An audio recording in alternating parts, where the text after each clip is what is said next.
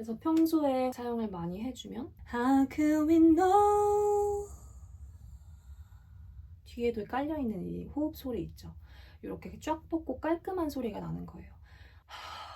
이렇게 거칠지 않고 팽팽하고 쭉 뻗어있는 쉐입이거든요. 혹시 이런 경험 있으신가요? 복식 호흡도 배워봤고 횡격막 이야기도 들어봤고 이렇게 유지하면서 하는 연습 방법도 해봤는데 막상 노래를 부르면 고음에서 목에 힘이 들어가고 소리는 흔들리고 배를 어떻게 써야 하는지도 모르겠고 분명 호흡을 배웠는데 노래에는 적용이 전혀 안 되는 상황이 오는 거죠. 저한테 이번에 처음 오신 수강생분도 2년 넘게 노래를 배우고 오셨다고 하는데 지식적으로는 아는 용어가 참 많으셨거든요. 근데 노래에는 적용이 하나도 안 되는 그런 상황이셨습니다. 많은 분들이 여기서 답답함을 좀 느끼시더라고요. 그래서 오늘은 뭐 횡격막이 어떻고 각각의 근육들이 어떻게 관여를 하고 이런 어려운 이야기가 아니라 실제로 레슨에서도 가장 먼저 시키는 호흡을 노래에 적용하기 위한 일상생활 속에서의 가장 간단한 꿀팁 하나를 알려드릴게요.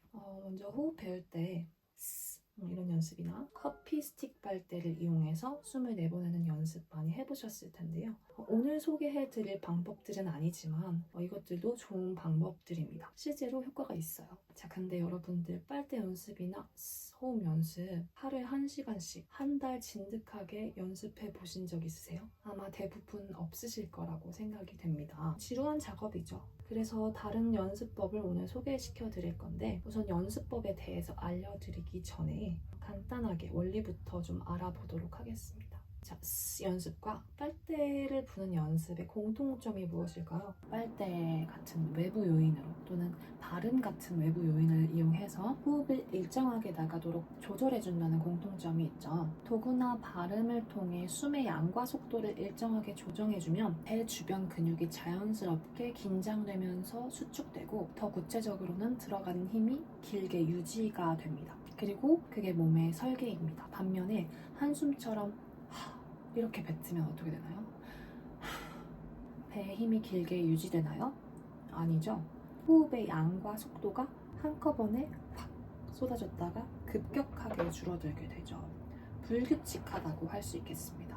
자, 그럼 여기서 알 수 있는 것은 빨대나 스 발음을 통해서 호흡의 양을 조절해 주니까 활성화되는 근육이 있더라. 그게 몸의 설계더라는 거잖아요. 그럼 반대로 빨대를 빼고 그냥 배에서만 배 자체의 힘으로 배 근육을 내가 임의로 수축을 해도 입 밖으로 나가는 호흡의 양이 조절이 될 수 있다는 의미가 되거든요. 근데 우리가 배 자체의 힘으로만 줄 수 있는 근력이 누구나 처음엔 부족하잖아요. 그래서 도구를 이용한 연습을 했던 거예요. 호흡의 양과 속도를 조절해 줄 수 있는 근육에 대한 감각을 도구를 통해서 먼저 익히고 그리고 지금보다 많은 호흡의 양을 오래 감당하고 유지할 수 있는 근력을 키우기 위해서요. 근력을 키우려면 따로 운동 시간을 내야 하고 근력은 아니지만 체형이라도 바꾸려면 습관을 개선해야겠죠. 그래서 오늘부터 이렇게 한번 해보시면 좋겠습니다. 연습실에서만 하지 마시고 평소에 말할 때 이 방법을 하루 종일 적용을 해보시는 거예요. 첫 번째는 어깨가 들리지 않게 숨을 편하게 마셔주세요. 그 상태에서 뱉어주시는데 너무 약하지 않게 뱉을 때 우리 하던 대로 하는 게 아니라 비읍 발음, 비읍 받침을 통해서 호흡이 나가는 길을 내가 발음을 통해서 막아주게 되면 배에 압력이 느껴지면서 긴장감이 생길 거예요. 한번 해볼까요?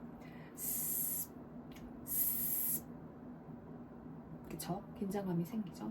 자, 그 배에 힘이 들어간 상태를 유지하면서 그 상태로 사람들과 대화를 하는 겁니다. 안녕하세요.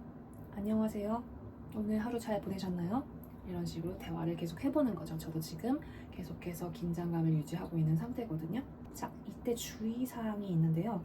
그 상태로 말을 하려고 하면 압력을 많이 주고 있기 때문에 위에 호흡량이 안으로 당겨지면서 원래 같으면 한숨처럼 뱉어지는 호흡이 이 압력 때문에 나가지지 않거든요. 근데 나가지 않으면 긴장하기가 쉬워지거든요, 몸이. 그래서 자연스럽게 순환은 해주셔야 돼요. 그러니까 뱉어는 주셔야 돼요. 아주 적은 양이라도 최소한의 양을 뱉어 주셔야 된다라고 생각을 하면 돼요. 왜냐면 우리 숨을 들이마시면 뱉는 것은 자연스러운 현상이잖아요. 뱉지 않으면 긴장하게 되는 것처럼 어느 정도는 뱉어주려고 의식을 하셔야 돼요.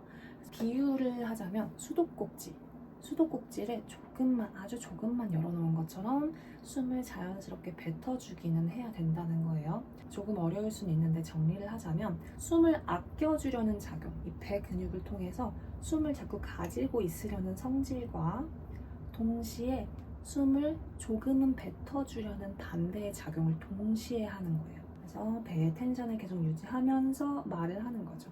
그래서 성우들이나 아나운서 분들, 이분들은 항상 이런 작업을 습관처럼 하고 계신다고 보면 돼요. 톤이 뭔가 다르잖아요. 말씀하실 때 그런 톤이 달라지는 이유가 그런 요인에 있다는 거죠. 그리고 마지막으로는 숨이 남아있지 않을 때까지 끝까지 말해보세요. 제가 지금 해볼 텐데요. 대부분의 사람들은 숨이 조금만 부족해져도 다시 들이마시려고 하시거든요. 근데 여러분은 와 진짜 하나도 안 남고 다 썼네 싶을 때까지 계속 가보세요. 정말 숨이 모자랄 때쯤이 되면 이렇게 목소리 볼륨 줄어들려고 할 거거든요. 근데 줄어들지 않도록 숨이 하나도 모자라지 않은 사람처럼 같은 볼륨을 유지하려고 해오세요. 그래서 긴 지문을 힘든 티 안 내고 한숨에 있는 한숨 챌린지를 하는 거죠. 이렇게 되면 다 썼을 때 그 다음에 숨이 굉장히 자연스럽고 깊게 들어올 거예요. 그게 복식 호흡이라고 생각을 하시면 되겠습니다. 억지로 크게 들이마시려고 하지 않아도 몸이 알아서 필요한 만큼 가져가게 됩니다. 사실 좋은 들숨은 좋은 날숨의 결과인 경우가 많기 때문입니다. 아니 그래서 노래에 어떻게 적용하는데? 라고 질문 주실 텐데요. 우리에게 가장 편한 음역이 바로 평소에 대화할 때 사용하는 음역입니다. 그래서 오늘 배운 배의 감각을 유지하면서 대화를 하다 보면 목소리 톤도 살짝 변하는 걸 느끼실 거예요. 호흡으로 감싸져 있는 듯한 소리가 될 건데 그러니까 지금 여러분은 노래의 저음에서 나의 가장 편한 음역에서 호흡 근육 사용하는 법을 이미 배우고 있는 거예요. 그리고 적용하고 있으신 겁니다. 많은 분들이 고음에서만 호흡을 의식하고 사용하려고 하는데요. 사실 나에게 가장 편한 음역부터 호흡 근육을 사용하는 감각을 익혀서 차곡차곡 한음씩 올라갈 때 고음도 감당할 수가 있게 되는 거거든요. 당연히 고음에 대한 것도 문제점이 뭐가 있다면 하나하나 잡아가면서 배워가야겠지만 제대로 배우고 싶으신 분들이라면 그거는 지금 고민할 단계는 아니다. 그래서 평소에 호흡 근육 사용을 많이 해주면 이렇게 How can we know 뒤에도 깔려있는 이 호흡 소리 있죠. 이렇게 쫙 뻗고 깔끔한 소리가 나는 거예요. 한숨처럼 이렇게 거칠지 않고 팽팽하고 쭉 뻗어있는 쉐입이거든요. 호흡 근육을 그래서 노래할 때도 이렇게 사용을 하면 이런 쉐입의 소리를 만들 수 있다라는 거죠. 그래서 평소에 말하는 습관을 개선함으로 이런 것들에 충분히 도움을 받으실 수 있기 때문에 연습 시간이 부족한 분들은 이런 식으로 좀 개선을 해볼 수 있을 것 같습니다. 잘못 적용할 수도 있고 아니면 본인의 목 상태에 따라서 하면 안 되는 경우가 있을 수도 있기 때문에 여러분들 잘 살펴보시면서 하시면 좋고 당연히 전문가와 상의하시면서 진행하시면 더욱 좋겠습니다. 네, 오늘 짧은 영상이라 상세한 설명을 다 담지 못해서 너무 아쉬운데요. 오늘 함께 보신 내용 속 단순한 습관 하나가 호흡을 노래에 적용하는 가장 좋은 시작점이 될 수 있다는 점 생각하시면서 다음 영상에서 또 뵙겠습니다. 감사합니다.